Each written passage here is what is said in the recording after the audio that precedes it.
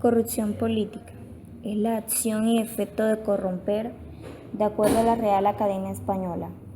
Se utiliza para nombrar al vicio o abuso en un escrito o cosas no materiales. Puede tratarse de una depravación moral o simbólica.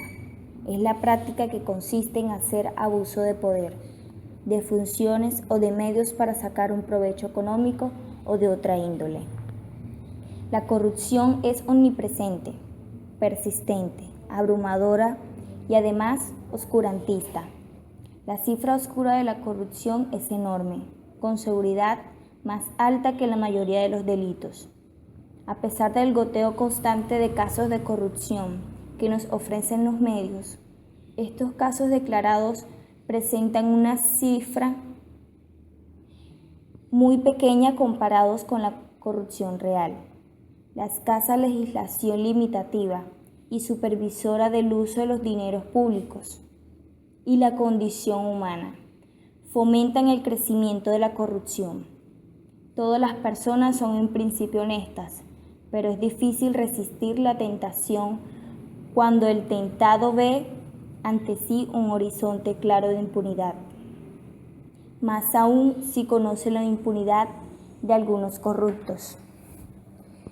En el campo jurídico es necesario constatar, además, la tendencia tan importante del actual derecho comparado consistente en la producción de leyes nacionales anticorrupción de diferente tipo. Esta multiplicación y auge de leyes contra la corrupción es de una convergencia tan generalizada en la actualidad como para hacer que la corrupción no solo sea política, en cuanto que en ella estén envueltos políticos, sino también en cuanto que los políticos ya no pueden prescindir de producir políticas y normas contra ella, y que estas políticas y normas crean fuertes restricciones al actuar político. La relación entre corrupción y política es mucho más profunda de lo que quisiéramos y los políticos estarían dispuestos a admitir. En primer lugar, no hay que perder de vista que la corrupción no solo es una acción más o menos consagrada como delictiva, sino también un importante medio de influencia política, con manifiestas ventajas respecto de la pura persuasión. En el fondo, los actores políticos, sobre todo en los casos de corrupción oficial y no personal, casi nunca están dispuestos a renunciar completamente a esta forma de influencia. Si esto rige para la política interna, es de figurarse con cuanta mayor razón se aplica al ámbito internacional y a situaciones con las cuales no son simples operaciones comerciales las que están en juego, sino también luchas de poder, donde cada Estado en el mundo de la competitividad y el globalismo tiende a identificar su interés con el de sus empresas. Máxime si se trata de negociaciones sobre armamentos y otros ramos similares donde entran en juego enormes sumas de dinero. Por consiguiente, una sana cautela metodológica nos obliga a tomar las debidas precauciones para movernos en medio de una atmósfera que contiene densos elementos tanto de cinismo como hipocresía, y a valorar en su justa dimensión decisiones que frecuentemente son arrancadas a sus autores por la fuerza de los acontecimientos. A pesar de que a menudo se trata más de acciones para la galería que para el círculo reducido de quienes se suponen tienen la principal responsabilidad de aplicarlas. Pese a ello, es imposible desconocer la dimensión ética del asunto, porque en la política también operan argumentaciones y se emprenden acciones que no pueden ser comprendidas si no se tienen en cuenta valores que los actores postulan como absolutos e incondicionados por contraposición a argumentaciones y actuaciones fundamentadas en filosofías puramente utilitarias.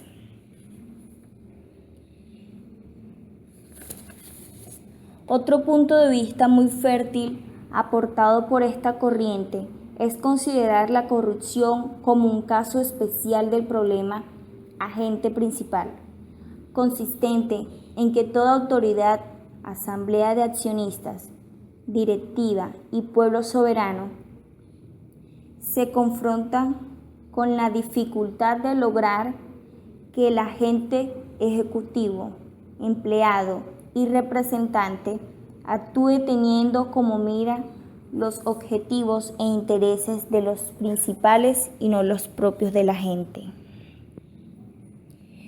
Hay que agregar además las nuevas condiciones para prevenir la corrupción que ahora establecen el Fondo Monetario Internacional, el Banco Mundial y otros organismos multilaterales, y que prometen profundizarse.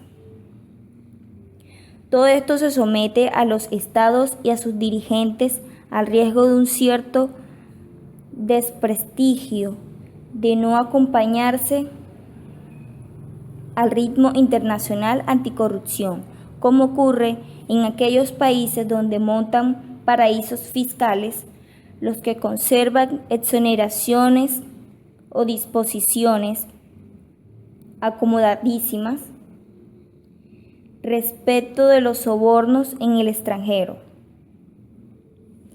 Difícilmente, en efecto, se puede imaginar un incentivo mayor para los estudios sobre corrupción que las sucesivas revelaciones y escándalos, que no podían ser de poca monta porque envolvían a la potencia de mayor importancia en el comercio internacional.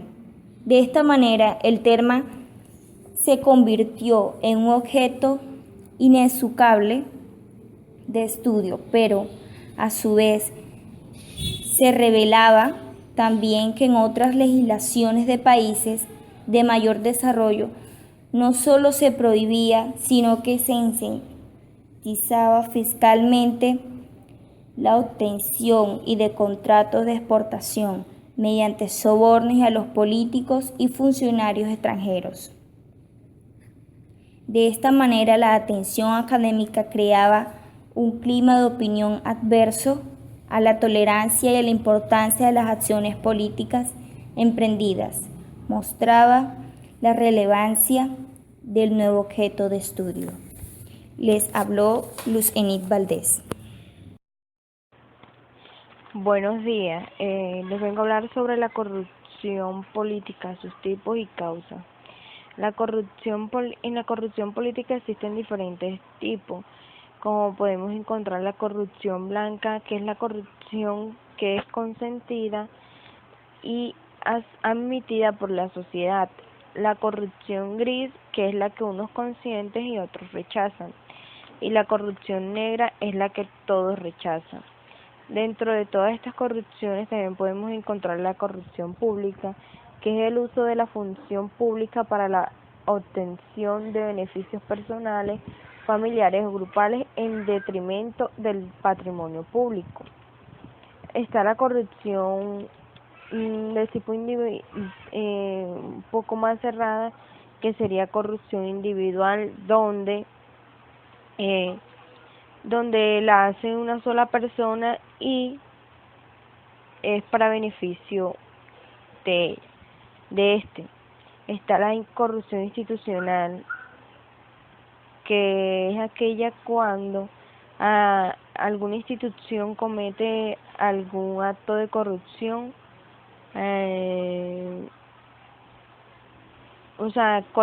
un grupo que trabaja en una institución comete un acto de corrupción y se llama corrupción institucional. Existe la corrupción jurídica y la moral. En la jurídica son aquellas que son sancionadas directamente por las normas jurídicas. La moral es aquella que es sancionada por las concepciones éticas y sociales dominantes. Un comportamiento que la sociedad considere reprobable no siempre es sancionable jurídicamente porque no forma parte de un tipo penal. Lemo de Espinosa nos dice una frase, entre comillas: en las dictaduras no hay propiamente corrupción, ella misma es la corrupción institucionalizada. Lo que quiere decir que en las dictaduras es donde más hay corrupción, pues como él lo dice ahí, ella misma es la corrupción. Dentro de las causas encontramos que hay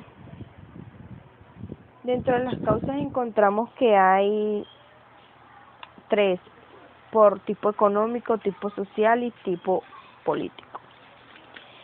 En las económicas se derivan de tres fenómenos, que son las políticas sociales del Estado social o Estado del bienestar, privatizaciones del sector público y descentralizaciones de actividad pública transferidas a comunidades y entes locales. Con esto no quiere decir que en la económica surgen de varios medios, como son muchas instituciones. En lo social es cuando los ciudadanos cumplen con los derechos y deberes. En el orden político, las causas de la corrupción política residen en la falta de normas jurídicas y de instituciones de control, exigencias de responsabilidades.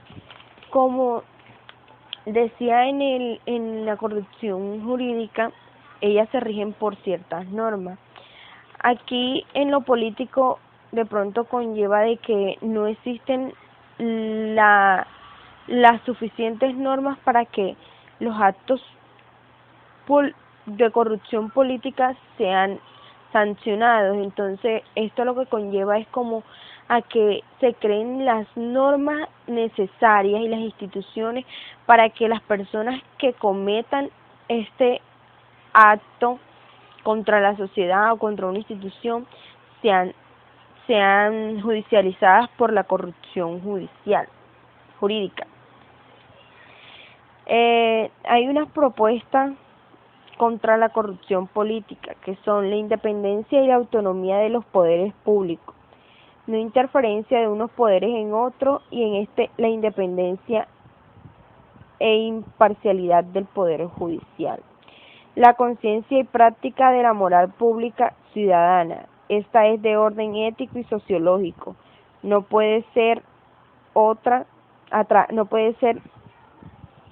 a través la vigencia de una moral pública. Entre los principales debe situarse la persecución de la corrupción, la asunción de responsabilidades políticas, la limitación de la discrecionalidad administrativa, promulgar normas jurídicas no limitadoras, porque donde hay discrecionalidad hay corrupción. Buenos días, compañero. Hoy venimos a hablarle un poco sobre la corrupción política, sobre lo que es la corrupción política. Para ser un poco más específico, hablamos sobre COMPES. En lo presente mencionado, podemos decir que a consideración del Consejo Nacional de Política Económica y Social, COMPES, el componente principal de la política pública integral anticorrupción, este contiene los elementos de política que están directamente relacionados con la gestión de la lucha contra la corrupción en el ámbito nacional. Hablando un poco más sobre es mencionar que esta organización, las acciones y recomendaciones de corto y mediano plazo que conciernen a las entidades de la rama ejecutiva del nivel nacional. Adicionalmente, podemos decir que, teniendo en cuenta un poco la magnitud y complejidad del fenómeno de la corrupción, se proponen también sugerencias para la rama judicial, los órganos de control y el nivel territorial. Si bien el documento COMPES o el contexto de lo que hablamos no incluye acciones específicas que sean responsabilidad de las entidades territoriales, si contiene acciones no solo de impacto territorial, sino orientadas a facilitar la gestión en el nivel regional y local. Hablando un poco esto sobre la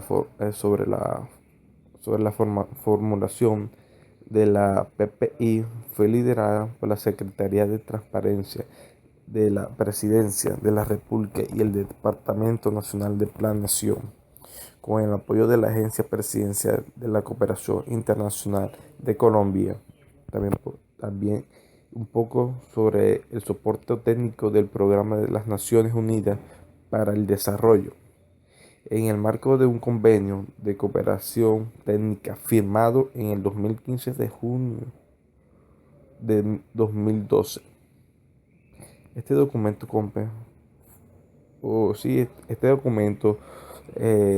podemos decir que por lo tanto es el componente fundamental de la PPI, la cual se complementa con su documento que contiene otras herramientas de gestión que es de carácter práctico. El documento COMPE es el resultado de un proceso participativo realizado a través de numerosas consultas con actores del sector público nacional y territorial, con expertos nacionales e internacionales, con organizaciones de la sociedad civil, la académica, gremios y representantes del sector privado y otros actores sociales políticos. También puedo decir que el carácter participativo del proceso se mantuvo tanto en la fase de diagnóstico como en la construcción del plan de acción y la identificación de otros instrumentos de política. El objetivo central del documento es fortalecer las herramientas y mecanismos para la prevención, investigación y sanción de la corrupción, de manera que se pueda obtener resultados que reduzcan efectivamente la incidencia negativa de este fenómeno sociedad colombiana y se obtenga mayores niveles de transparencia e integridad en el sector público y mayor corresponsabilidad del sector privado y la sociedad civil en la lucha contra la corrupción. Igualmente se busca avanzar en un mejor entendimiento del fenómeno e implementar una estrategia integral de seguimiento, evaluación y monitoreo de los ejes de acción propuestos. El documento se organiza en las siguientes secciones: antecedentes, que describen los antecedentes de la política, el origen de la iniciativa y el proceso participativo realizado; marco analítico, compuesto por el marco normativo y el marco conceptual; diagnóstico, que se describe el problema central de los efectos del mismo y sus ejes problemáticos; objetivos, que se desarrolla el objetivo central, los ejes de acción con sus objetivos específicos y estrategias transversales para la sostenibilidad de la PPI; y por último, las secciones de plan de acción, financiamiento y recomendaciones, que describen de manera general la información de las matrices que hacen parte de este documento. Buenas, mi nombre es Cristian Andrés Calderón Fuentes y yo les hablaré de lo que son los indicadores de corrupción. Para abordar esta problemática social hay que tener en cuenta las múltiples caras de la corrupción. Entre estas existe el soborno, extorsión, malversación de fondos, favoritismo, fraude, captura y colusión. Para tener las definiciones más exactas sobre esta problemática hay que darles a conocer. El soborno consiste en el intercambio de dinero por un favor corrupto, o sea, es decir, es el pago para obtener algo al cual uno no tiene derecho. La extorsión obedece a la extracción de pagos a través del uso de la violencia o amenazas, o sea, es el pago por un servicio al cual uno tiene derecho. Y la malversación de fondos no es más que el robo de recursos asignados. El favoritismo es la distribución corrupta de recursos, productos o servicios que se exponen. El fraude es la manipulación, falsificación o retención de información. La captura obedece a la influencia de grupos de intereses sobre las reglas del juego y su interpretación, o sea, es decir, las leyes, regulaciones, entre otras. Es la decisión política, administrativa y jurídica la que juega aquí este papel. La colusión es el acuerdo entre empresas para fijar precios y dividir mercado, entre otros. Hay que entender que la corrupción es una problemática muy extensa, en las cuales nos preguntaremos muchas veces ¿y cómo medir la corrupción? Existen dos maneras viables de medir la corrupción. Entre estas está la medición directa y la medición indirecta. Antes de abordar esto, también hay que describir que la complejidad y la naturaleza de la corrupción hace que su medición sea una tarea muy difícil. Bueno, la corrupción se puede medir de una manera directamente a través de la percepción y la prensa. Países con una prensa libre e investigativa, entonces deberían ser percibidos como más corruptos, simplemente porque se descubren más escándalos de corrupción. Pero no es así, sino al revés. Para describir la manera directa, hay que determinar si existen las instituciones formales claves en la reducción de los riesgos de la corrupción. Aquí es importante medir tanto la existencia en el papel de la institución como el grado de implementación. Aquí descubrimos lo que son las ventajas desde la perspectiva de la anticorrupción, que es la brecha entre el jure y el afecto. Es guiar para saber en qué área es necesaria más esfuerzo de las reformas. Y aquí donde debemos de tener mucho cuidado, porque estas instituciones mejoran la transparencia, la participación y la rendición de cuentas, la eficacia. Pero la existencia del jure de todas las instituciones identificadas como las importantes para reducir riesgos de corrupción y su implementación de facto el 100% no garantiza la ausencia de la corrupción. O sea, es decir, que si aún se manejen aunque todas las instituciones manejen un límite para mantenerse lejos de lo que es la corrupción, esta va a impregnar a las políticas de estas mismas instituciones. Para acelerar un poco el proceso, hay que también tener en cuenta que para poder abordar la problemática de la corrupción y dar unos indicadores correctos sobre esto, principalmente también hay que tener unos indicadores que midan las instituciones de gobernabilidad, ya que es aquí donde se comienza a tener ya inmediatamente impregna lo que son la corrupción en todas las instituciones que nos gobiernan, principalmente desde los gobiernos y por último desde la institución que es la familia. Sabiendo que la institución familia es el primer vínculo de socialización, es allí donde se comienza a regir también los primeros índices de cómo dotar al individuo de valores en el cual serán aptos para desarrollarse muy bien en la sociedad. Pero también cómo puede educarse un buen individuo si estos principalmente están siendo manejados y corruptos desde la institución mayor que es el gobierno.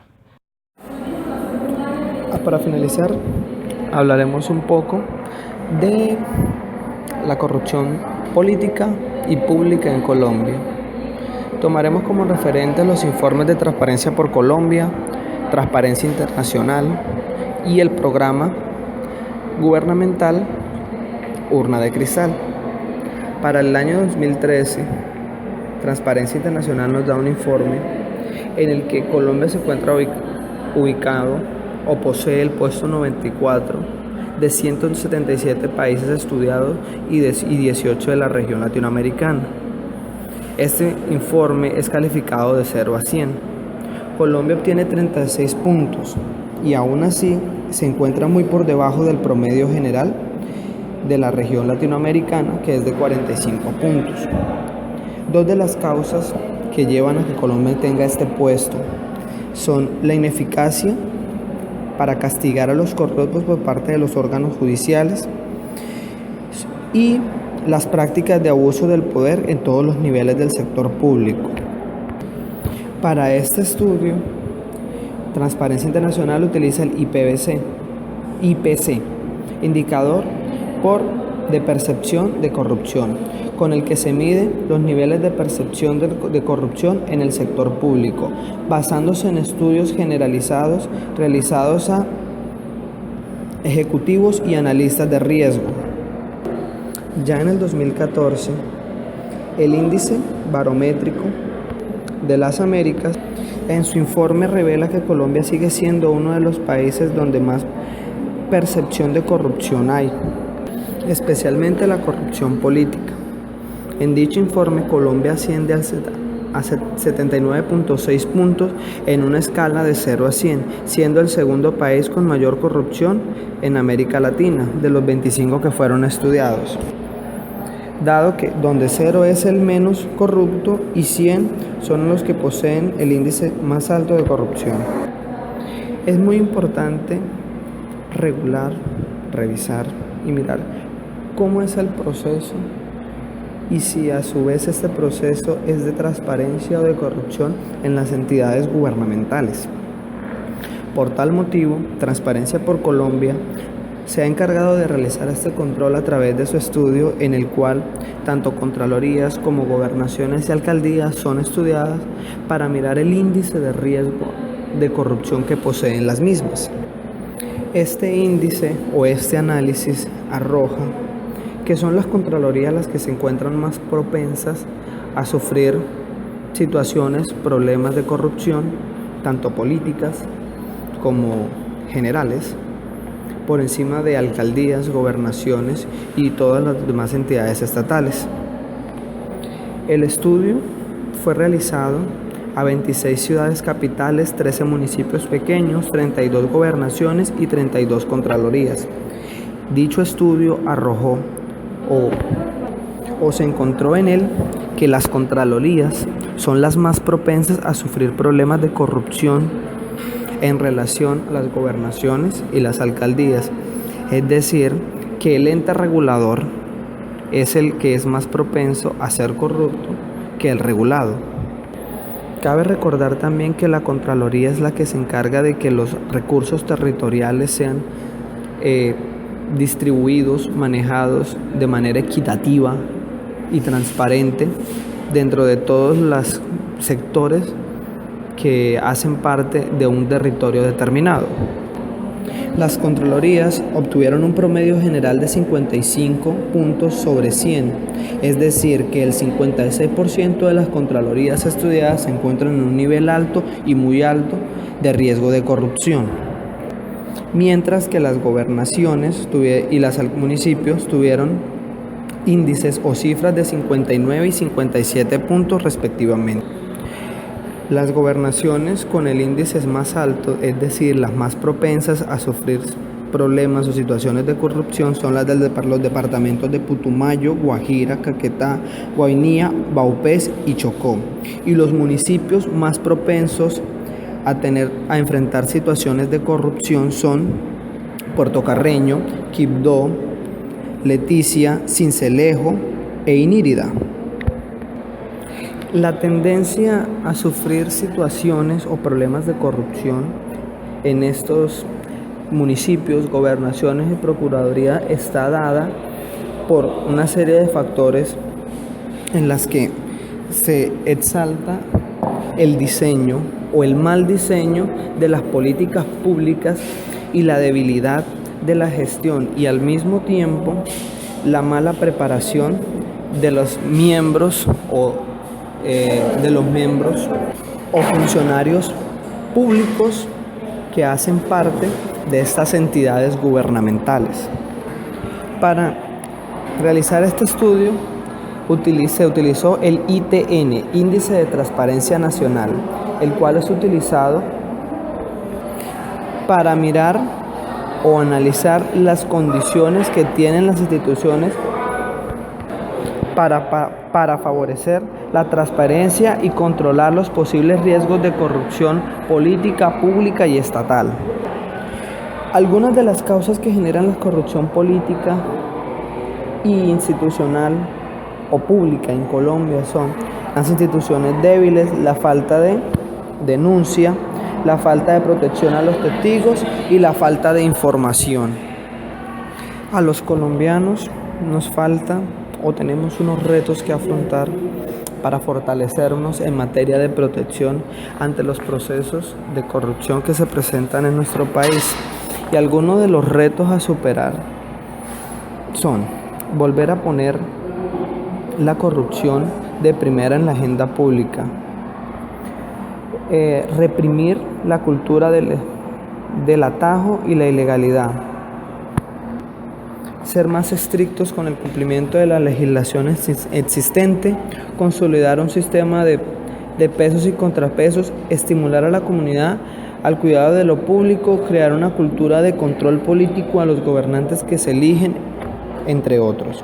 Cabe resaltar que la mayoría de los problemas políticos, cabe resaltar que la mayoría de los problemas de corrupción pública en Colombia vienen dados por la corrupción política, ya que la mayoría de las personas que entran a estos cargos son elegidos de manera popular, o sea, son políticos o tienen una línea política. Entonces, es por esto que la política y la corrupción pública están muy ligados o van de la mano. Gracias.